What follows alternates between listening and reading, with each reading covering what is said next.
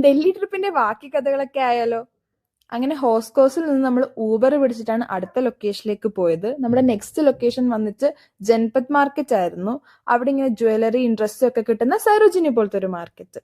അതിന്റെ എൻട്രൻസ് ഒക്കെ കണ്ടുപിടിച്ചെടുക്കാൻ കുറച്ച് സമയം എടുത്തെങ്കിലും അതിന്റെ ഉള്ളിൽ കയറിയപ്പോൾ നമ്മളിങ്ങനെ വാവെന്ന് പറഞ്ഞ് നിൽക്കായിരുന്നു.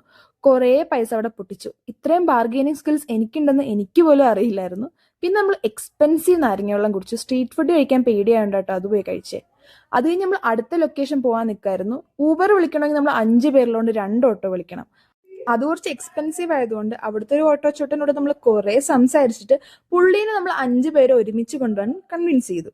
അത് കഴിഞ്ഞ് നമ്മൾ നേരെ പോയത് ലിറ്റിൽ ടിബറ്റ് MKT എന്നൊക്കെ പറയുന്ന ഈ സ്ട്രീറ്റിലേക്കാണ്. എനിക്ക് ട്രിപ്പിൽ ഏറ്റവും കൂടുതൽ ഇഷ്ടപ്പെട്ട സ്ഥലമാണ്. അവിടെ പോയിട്ട് നമ്മൾ ലാഫിങ് കഴിച്ചു. അങ്ങനത്തെ അല്ലല്ലേ പ്രൊണൗൺസ് ചെയ്യുന്നത് എനിക്കറിയില്ല.